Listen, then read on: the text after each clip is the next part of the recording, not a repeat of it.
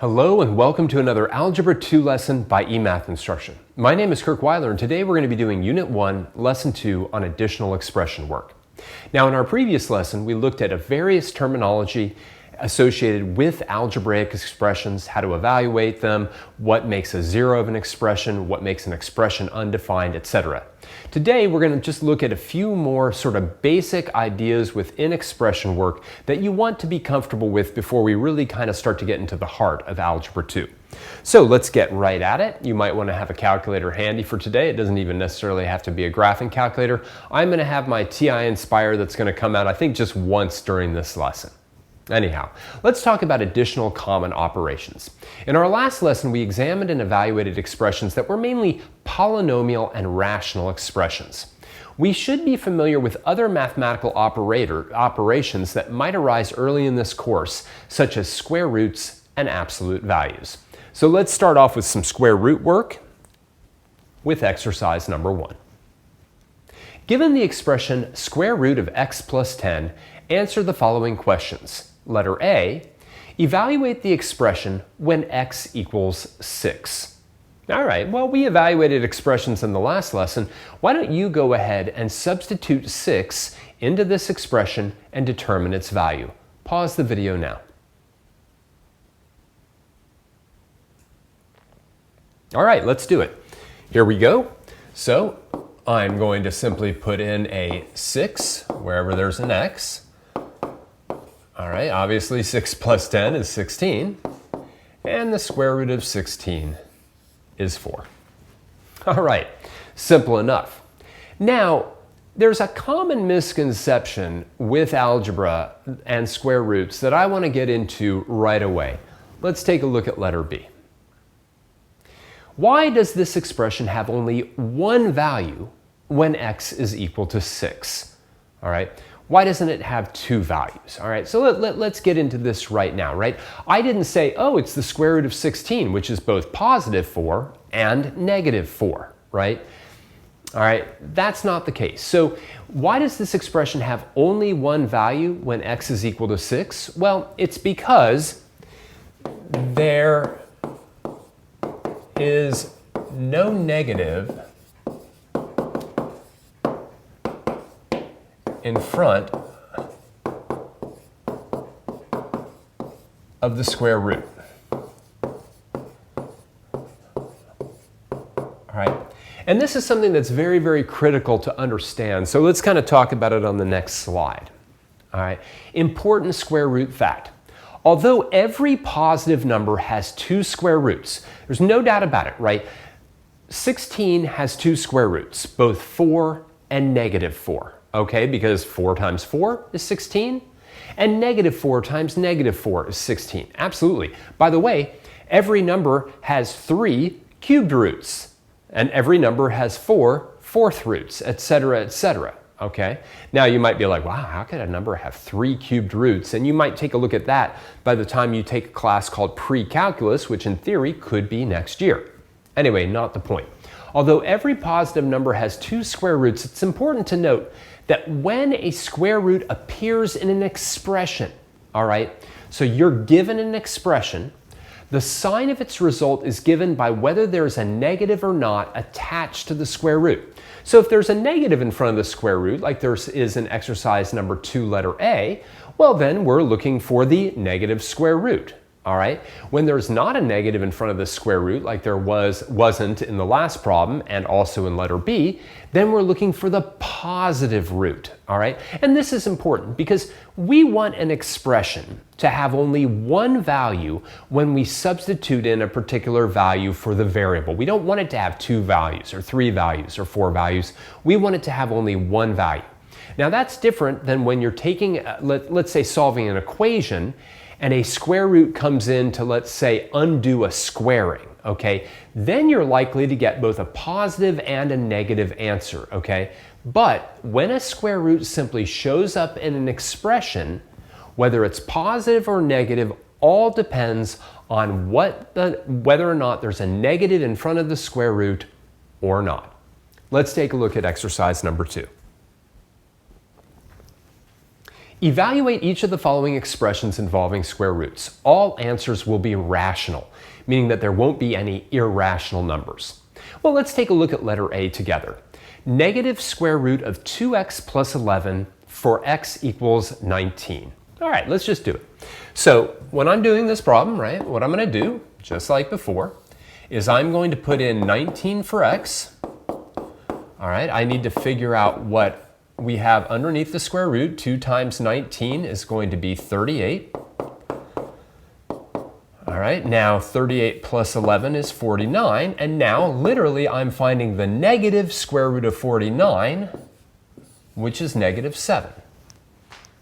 All right, I mean, it would be weird because if this thing just by itself, right, was both positive 7 and negative 7, then I would have negative positive 7 and negative 7, which means I would have negative 7 and positive 7. In which case there would be no reason to have the negative out front. Like that wouldn't make any sense. And it would be even worse in letter C. We'll talk about that in a bit. Anyway, what I'd like you to do is pause the video now and see if you can figure out what the value of the expression is in B for x equals 4.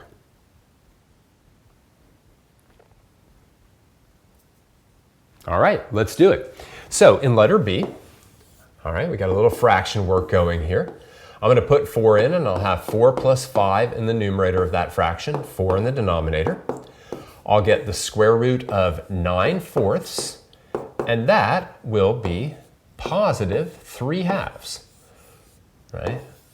Not negative 3/2, just positive 3/2, right? Because there is no negative sitting in front of the square root. Now finally, see if you can figure out the value for letter C when x is equal to 50.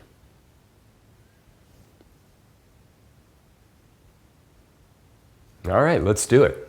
So in this situation, all right, we're going to have the square root of 50 minus 1 minus the square root of 2 times 50, which is going to be the square root of 49 minus the square root of 100. Now again, let's pause just a moment before we figure out the final answer here.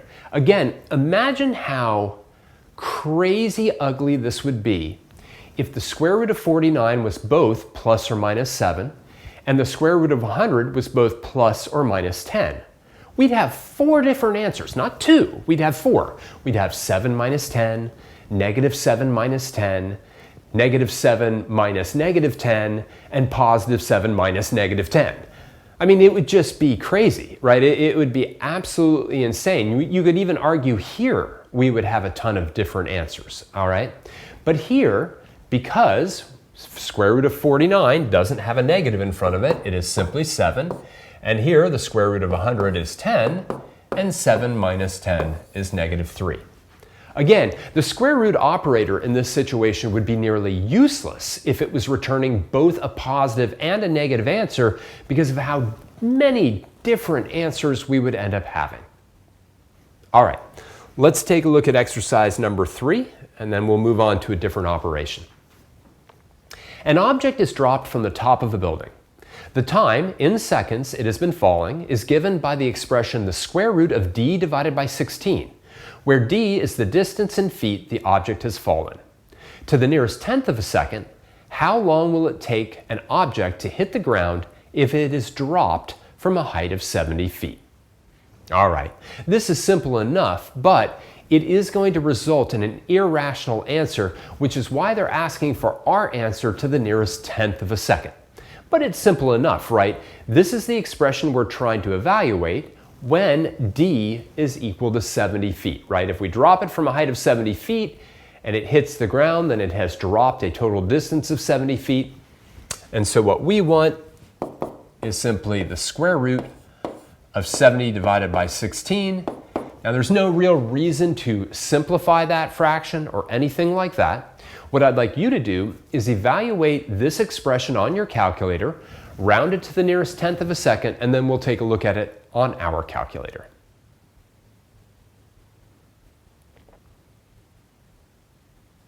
All right, let's bring our TI out. Now, the TI calculator for us is rather small on this screen, and I'm going to have to move it out of my way. It gets in my way. So what I'm going to do anytime I have to bring out the calculator is I'm going to kind of break a little bit out of here. All right, hopefully I'm going to break out of here. There we go. And then let's take a look at this in a little bit of a bigger picture. All right, what I now want is the square root of 70 divided by 16. This is simple enough. I can put in my square root symbol. The TI Inspire is quite nice because you can actually use the fraction bar on it if you so choose. So I can put in a fraction. I can come in like this. I can hit enter. And it looks like to the nearest tenth of a second, it's going to be 2.1 seconds, right? It's 2.09165, etc. But we can say that that is 2.1 seconds. All right. Let's go back in full screen. I don't think we'll need that calculator anymore, so I'm going to leave it hidden. All right, and let's move on and take a look at another operation. All right, well, actually, not true. Let's take a look at a major limit on square roots before we move on. Take a look at exercise number 4. Why is it not possible to evaluate the expression the square root of x minus 7 for x equals 3? All right, what I'd like you to do is try to evaluate this expression when x is negative 3. Go ahead now.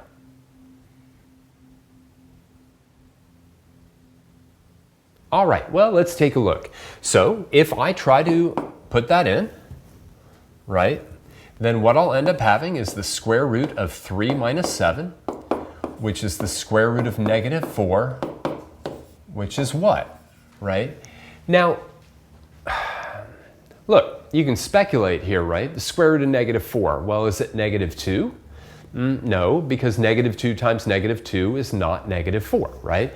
So the only kind of even reasonable answer would be negative 2, but negative 2 times negative 2 is positive 4, so it's not negative 2. It certainly isn't positive 2, because positive 2 times positive 2 is positive 4. So the plain fact is we cannot, at this time, take square roots of negative numbers, right? So we cannot find the square root of a negative number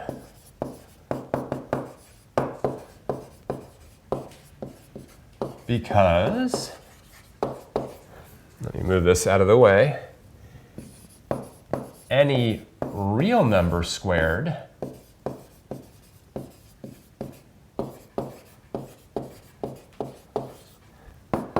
is positive, parentheses, or 0. Man, the number 0, such an annoyance, right? So I'd love to be able to say the square of any positive number, or sorry, the square of any real number is positive, but 0 is neither positive nor negative, so 0 is kind of this exclusion to the rule. But if you take any other number, right, you take any positive number, square it, you're going to get a positive. Any negative number and you square it, you're going to get a positive. So there's no way at this point in time to take the square root of a negative number. Now watch out, a lot of students will say you can't have a negative square root. Well, no, you can have a negative square root. We just discussed that fact. What you can't do is find the square root of a negative number. So that's precision in language, okay? Never say you can't have a negative square root. You can have a negative square root all the time. Negative square root of 4 is negative 2, right? But the square root of negative 4 cannot be found as a real number. All right, let's keep going. All right, now for our next operator, the absolute value. We should also feel comfortable working with expressions involving the absolute value operator. So let's get into that a little bit. Exercise number 5. Evaluate each of the following expressions involving absolute value. Well, let's take a look at letter A together. A says the absolute value of x minus 10 for x equals negative 4. All right, so let's review a little bit about absolute value by taking a look at this problem. If I'm going to evaluate this expression when x is equal to negative 4, right, I'm going to put negative 4 in here. And the absolute value of negative 4 is simply positive 4. So then I get 4 minus 10, and that's negative 6. All right. So keep in mind, right, the absolute value is the size of a number, right? It's how far it is from the number 0. So when I see the absolute value of negative 4 is 4 units from 0. All right. Now, what a lot of students will remember is if I'm taking the absolute value of a positive number, I just leave it alone. And if I'm taking the absolute value of a negative number, I turn it positive. And that's fine. That gets the job done. It really does get the job done. But ultimately, what absolute value is always telling you is how far a particular number is away from 0, a distance, which is always positive, or you can think about it as the size of a number, right? Which is a little weird because numbers measure size anyway, so it's a little bit strange to talk about the size of a number, but negative 4 has a size of 4. Anyhow, let's take a look at letter B. The absolute value of the expression x plus 8 minus the absolute value of x for x equals negative 3. Well, why don't you go ahead and see if you can figure out what the value of this expression is when x is equal to negative 3.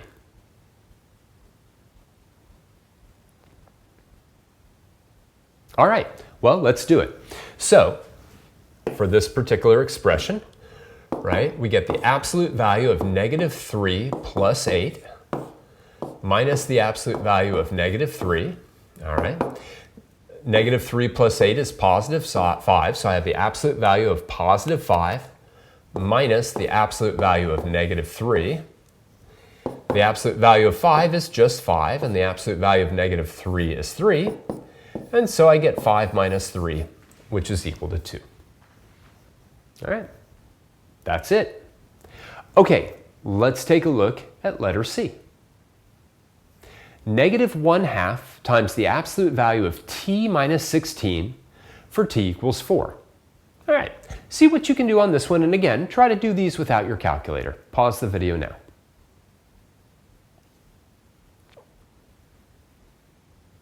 All right, let's go through it. So, for this particular expression, I've got negative 1/2 times the absolute value of 4 minus 16. All right, that gives me negative 1/2 times the absolute value of negative 12. That's negative 1/2 times 12. And negative 1/2 times 12 is negative 6.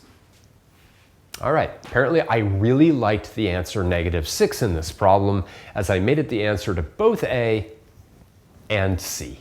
All right, or maybe that's just a coincidence. Anyway, let's keep going. All right, so exercise number 6. Consider the expression the absolute value of x plus 2 minus 10. This expression has 2 zeros. What are they? Justify your answer. All right, so what I want you to do, remember, right, a zero of an expression is a value of x that will make this entire expression equal to 0. Some value of x, and I claim that there's 2 of them, will make this expression equal to 0. What are those 2 values? And I'm not saying you should be able to solve an equation involving absolute values or anything like that right now. I want you to just think about it. What will give us an overall value of 0? Play around with that a little bit. Pause the video now and see what you can come up with.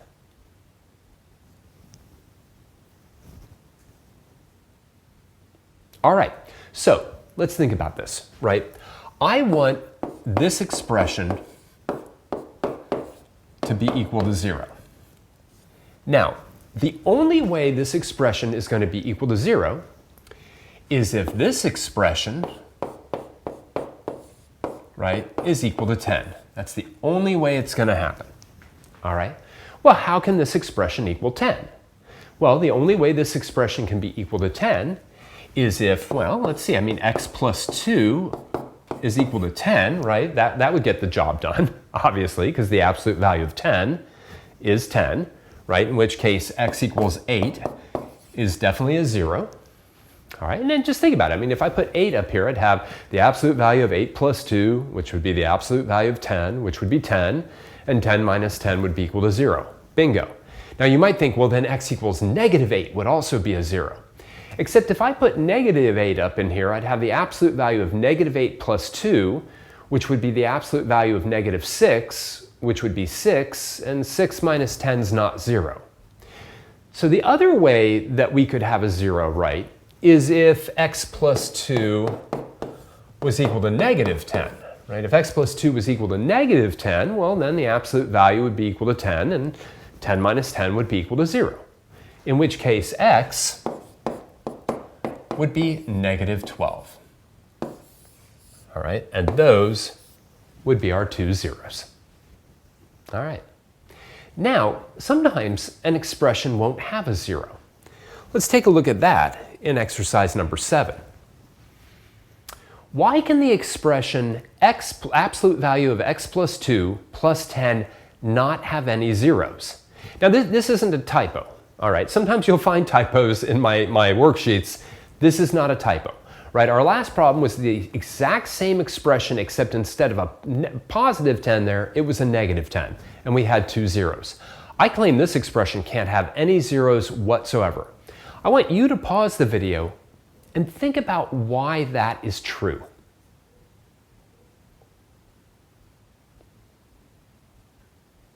All right, well, let me write this expression a lot bigger.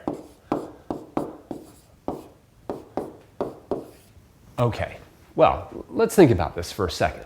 All right, the only way that this expression could have a 0, the only way, is if this was equal to negative 10, right? So if the absolute value of x plus 2 could be equal to negative 10, well, then we would have a 0, because negative 10 plus 10 would be equal to 0. But the absolute value of x plus 2 must be greater than or equal to 0, right? It has to be, right? Now, it could be equal to 0 if x was equal to negative 2. But any other value of x, we're going to get a positive value there. So the smallest, literally the smallest value, valley? That was weird. The smallest value of this expression is 10, since the smallest value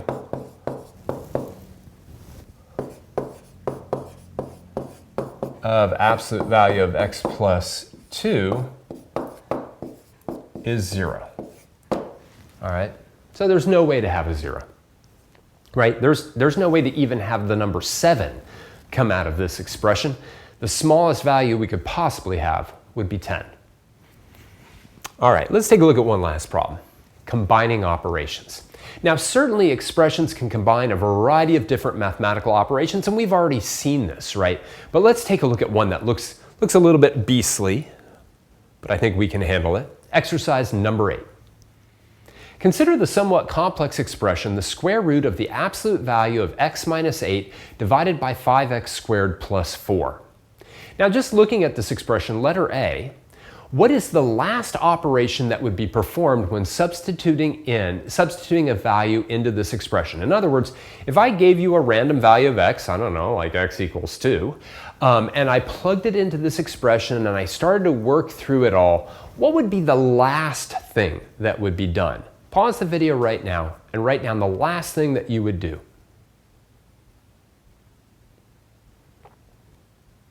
Well, literally the last thing you would do is find the square root.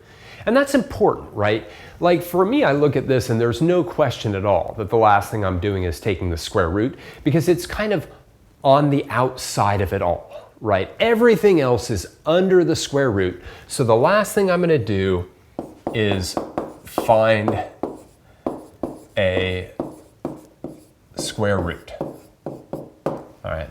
And it's going to end up being a positive square root. So now let's actually do that. Letter B. Evaluate this expression for x equals 2. Do as much as possible and simplify your final answer. Do as much by hand as possible and simplify your final answer. And you should be able to do the whole thing by hand. So pause the video now and see what you get as your final answer.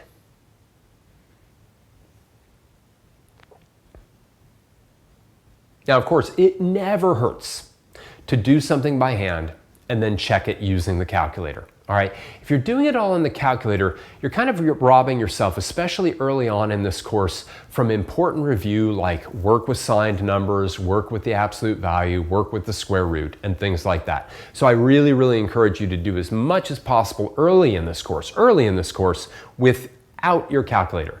If there's a time when you absolutely need your calculator, I promise I will let you know. All right, so let's do it.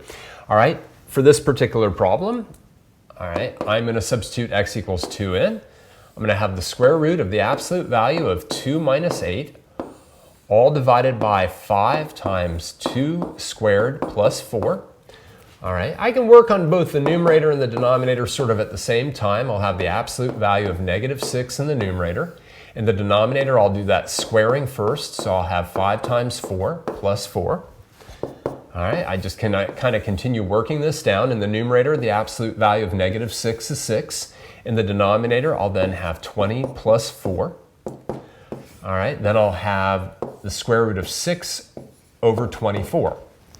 Now, note, right, the square root of 6 is kind of an obnoxious number. It's irrational, as is the square root of 24.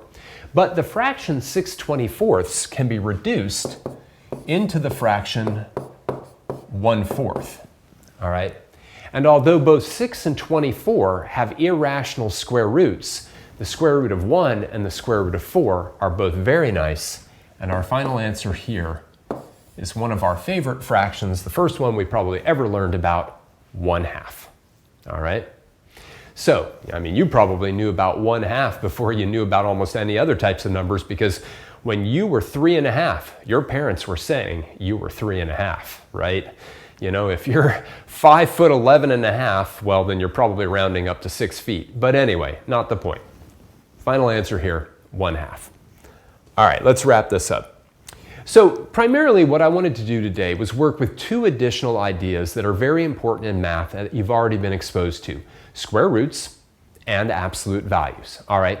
We also touched on some important ideas, like the idea that even though square roots or any real number does have 2 square roots, all right, you know, which square root you are going to be using is always dependent on what is showing up in the expression.